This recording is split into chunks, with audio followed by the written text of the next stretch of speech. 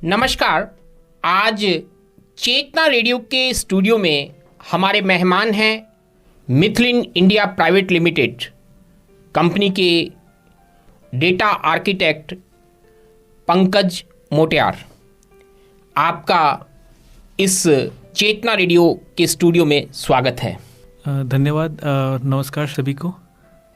आप तकनीकी क्षेत्र में विशेषज्ञता रखते हैं, अभियांत्रिकी में स्नातक हैं और क्रिएटिविटी में आपकी एक विशेष पहचान है।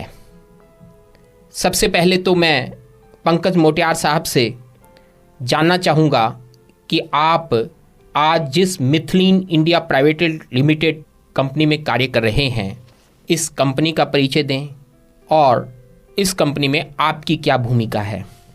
मिशलिन इंडिया ये एक टायर मैन्युफैक्चरिंग कंपनी है। फ्रांस की ये कंपनी है और पैसेंजर कार टायर्स और ट्रकिंग टायर्स बनाते हैं और वर्ल्ड नंबर 1 है टायर मैन्युफैक्चरिंग के अंदर। और हमारा ऑफिस है, जो मेन ऑफिस है वो है पुणे के अंदर एंड मैन्युफैक्चरिंग प्लांट है तमिलनाडु के अंदर।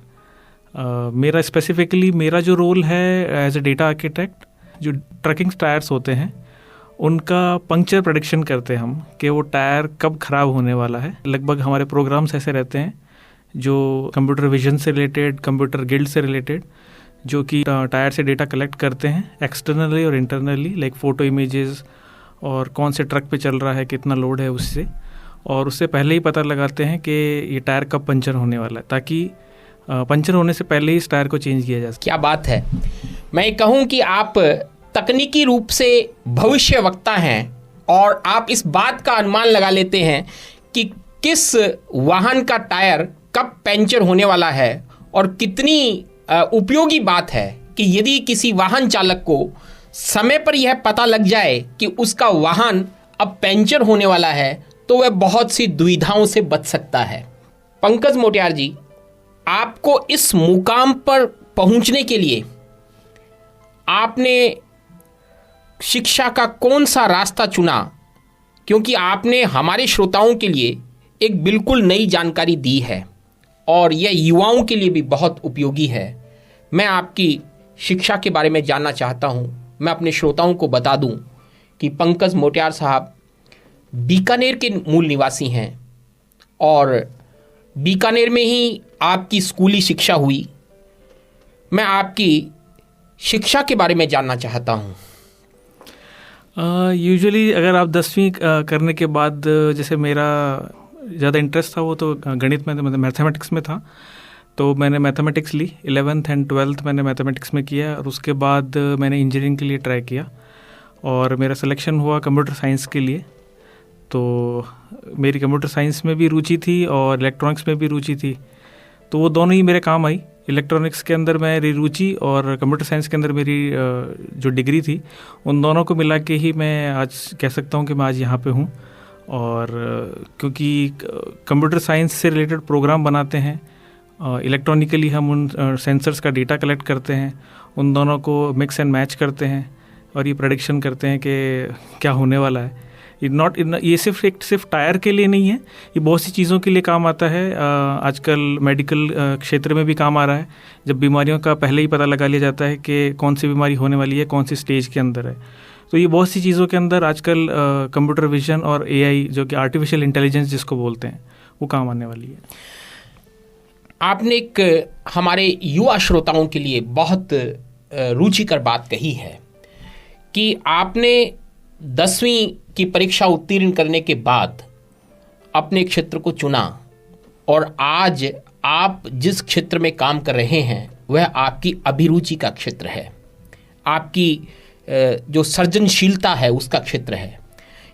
क्या आपने इस क्षेत्र में जाने के लिए कौन सी कक्षा में अपना मानस बना लिया था कि मुझे इसी क्षेत्र में जाना है, मुझे अभियांत्रिकी चुननी है, गणित का विषय लेना है? यूजुअली ऐसा रहता है कि जब हम 10th करते हैं तो पेरेंट्स बोलते हैं कि 2-3 सब्जेक्ट रहते हैं वो चूज़ करने हैं। बट मेरे को ऐसा था कि मैथमेटिक्स की तरफ मेरा ज़्यादा झुकाव था और उसमें नंबर्स भी अच्छे आते थे बाकी सब्जेक्ट के कंपैरिजन में। तो फिर मैंने मैथमेटिक्स चूज़ किया एंड देन मुझे लगा कि ये मेरा सही डिसीजन था। और इनफैक्ट मेरे मतलब फैमिली के अंदर भी लोग मैथमेटिक्स ही ज़्यादा चूज़ करते थे और इंजीनियर ही हैं, तो वो भी एक कारण रहा कि फैमिली की तरफ से भी एक झुकाव रहता है कि हाँ सब इंजीनियर्स हैं तो मैं भी इंजीनियर बन सकता हूँ। बहुत खूब, आपने एक झुकाव की बात कही, आपने एक अपना मानस पहले से बना लेने की बात कही। ये निश्चित तौर पर जो हमारे श्रोता जो इस उम्र से गुजर रहे हैं, जिन्होंने अपना मुकाम तय करना है, उनके लिए बहुत उपयोगी बात है। लेकिन इसी से जुड़ा हुआ एक अहम बिंदु और है, और वह है कड़ी मेहनत का। इस मुकाम तक पहुंचने के लिए आपको कड़ी मेहनत करनी पड़ी होगी। इस संदर्भ में आप हमारे श्रोताओं से क्या कहना चाहेंगे? कड़ी मेहनत, हाँ डेफिनेटली किसी चीज़ को करने के लिए कड़ी मेहनत करनी पड़ती है। ऐसा नहीं है कि आप एक बार एक एग्ज़ाम में पास हो गए तो आपके सारे हर्डल्स क्रॉस हो जाते हैं। इंजीनियरिंग से लेके आपको बाद में आपकी जॉब लगने के बाद, उसके बाद कैरियर ग्रोथ के अंदर आपको डे टू डे आपको ये रहना चाहिए, आपकी लर्निंग एक्टिविटी हमेशा रहनी चाहिए। आप हमेशा कुछ ना कुछ सीखते रहें, अपने आसपास क्या हो रहा है उस चीज़ों को समझते रहें। और अगर आप भविष्य का थोड़े पढ़ सकते हैं, जैसे जो नई नई चीज़ें आ रही हैं, हम देखते हैं जैसे कंप्यूटर्स आ गए थे 99 के अंदर, इंडिया में कंप्यूटर सबके घरों में होने शुरू हो गए थे। तो वो एक अगर आप पहले ही उसको डिटेक्ट कर लेंगे अब क्या आने वाला है, किस तरह से पढ़ाई अभी जाने वाली है। अभी कोरोना काल के अंदर हुआ, सब ऑनलाइन पढ़ाई शुरू कर रखी है, पहले ऐसा कभी नहीं होता था। तो ये सब चीज़ें आपको धीरे धीरे सिखा देती हैं। आप अपने आसपास की चीज़ों से सीखना शुरू कर देते हैं। अगर आप नहीं सीख रहे हैं तो आई थिंक आप सही जगह नहीं है। मैं आपकी इस बात से सार के तौर पर हमारे श्रोताओं के लिए कहना चाहूँगा कि आपने हमारे श्रोताओं को सूत्र दिया है, कड़ी मेहनत, पक्का इरादा और दूरदृष्टि। भविष्य पर नज़र रखनी जरूरी है कि भविष्य की गति और भविष्य की दिशा किस ओर जा रही है। यह हमने बहुत से आपके कैरियर, आपकी शिक्षा से संबंधित बात की। मैंने आपकी बहुत सी अभिरुचि श्रोताओं तक ले जाना चाहता हूं, जिसमें एक फोटोग्राफी भी है जी। यह शौक आपको कब से मन में आया और आपने इस क्षेत्र को, अपने शौक को किस तरह से अपने जीवन के साथ जी रहे हैं? मेरे दादाजी एक प्रोफेशनल फोटोग्राफर थे और उनसे मैंने बहुत कुछ सीखा है। हाँ, उतना तो नहीं सीख पाया जितना वो जिस मुकाम पे वो हैं, बट हाँ मैंने बहुत कुछ सीखा है। और फिर उसके बाद मेरे पिताजी हैं, उन्होंने वीडियो फोटोग्राफी में काम किया है, तो उनसे भी मैंने सीखा। बट हाँ, मेरी रुचि स्टिल फोटोग्राफी के अंदर है और थोड़ी बहुत मतलब एज अ हॉबी मैं स्टिल फोटोग्राफी कर लेता हूँ। क्या आप हमारे उन श्रोताओं का मार्गदर्शन करना चाहेंगे जो फोटोग्राफी के अंदर अपना कैरियर बनाना चाहते हैं, भविष्य देखते हैं? फ़ोटोग्राफी एक बहुत ही चैलेंजिंग रोल है और इसमें बहुत कुछ सीखने को मिलता है। आप बहुत से लोगों से मिलते हैं, उससे भी आपका सोशल नेटवर्क बढ़ता है। और फोटोग्राफी में आप अगर आप नेचर फोटो, डिफरेंट टाइप की फोटोग्राफी, लाइक नेचर फोटोग्राफी, तो आप नेचर की तरफ, आप नेचर को समझ सकते हैं, नेचर में क्या हो रहा है। दूसरी को एडवेंचर फोटोग्राफी भी करते हैं, जो कार की रेसिंग्स हुई इनके लिए, तो एडवेंचर फोटोग्राफी भी होती है। डिफरेंट टाइप की फोटोग्राफी है और सबके एस्पेक्ट्स डिफरेंट डिफरेंट रहते हैं। इसी से संबंधित आपकी हमने अभिरुचि से संबंधित बात कही। हर व्यक्ति के जीवन में कुछ ऐसे स्तंभ होते हैं जिन्हें वह हमेशा याद रखना चाहता है। दूसरी भाषा में ऐसे स्तंभ को हम गुरु भी कहते हैं, या जो हमारी प्रेरणा के स्रोत बने। आप जीवन के इस मुकाम पर पहुंचने के सफ़र में किसे अपना श्रेय देना चाहेंगे जिसने आपको जीवन में आगे बढ़ने के लिए प्रेरित किया, एक गुरु के रूप में काम किया? मेरे सबसे बड़े गुरु तो मेरे दादाजी हैं। अभी भी वो 98 साल के हैं और स्वस्थ हैं। आज भी वो उनसे कुछ हमसे गलतियाँ होती हैं, हमें डांटते हैं, वो तो उनसे सीखने को मिलता है। मेरे सबसे बड़े गुरु वही हैं। उनसे मैं टेक्निकल शिक्षा की तरफ मेरा झुकाव रहा।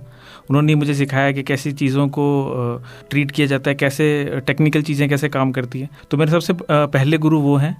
सेकंड, अगर आप देखे जाएँ तो मेरे एक कॉलेज में मेरे एक गुरु थे, उनका स्वर्गवास हो चुका है, वो कंप्यूटर साइंस से रिलेटेड थे। उन्होंने मुझे प्रेरित किया कि मैं एक ऐसा प्रोजेक्ट बनाऊँ जो लाइब्रेरी से रिलेटेड हो, और वो मेरा प्रोजेक्ट उन्होंने मुझे बहुत सपोर्ट किया। वो हमारी 5 लोगों की टीम थी, वो प्रोजेक्ट हमारा स्टेट लेवल पे सेलेक्ट हुआ था और उसके बाद ही मुझे ऐसा लगा कि नहीं यार, कंप्यूटर साइंस के अंदर भी ऐसी कुछ चीज़ है जो हमें करनी चाहिए। तो उसके बाद मेरा कंप्यूटर साइंस और इलेक्ट्रॉनिक्स दोनों में झुकाव पड़ा। पंकज जी, चेतना रेडियो के स्टूडियो में मैं आपका साक्षात्कार ले रहा हूँ, लेकिन साक्षात्कार के विषय आप दे रहे हैं।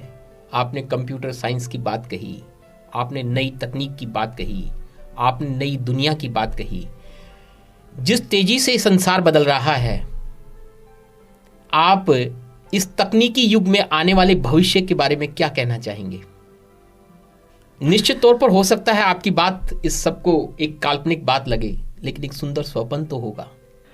अभी जो तकनीकी शिक्षा में विकास हो रहा है वो मैं देख रहा हूँ कि आर्टिफिशियल इंटेलिजेंस का बहुत हो रहा है, और वो रोज़मर्रा की चीज़ों में हम देख भी रहे हैं। आज हर कोई आदमी स्मार्टफोन यूज़ कर रहा है। उसको स्मार्टफोन इसलिए कहते हैं क्योंकि आप उस पर कुछ भी सर्च करो या कुछ भी अगर आप उस पर गूगल पे सर्च करते हैं तो उससे से रिलेटेड ऐड अपन को आने शुरू हो जाते हैं, एडवर्टाइजमेंट शुरू हो जाते हैं।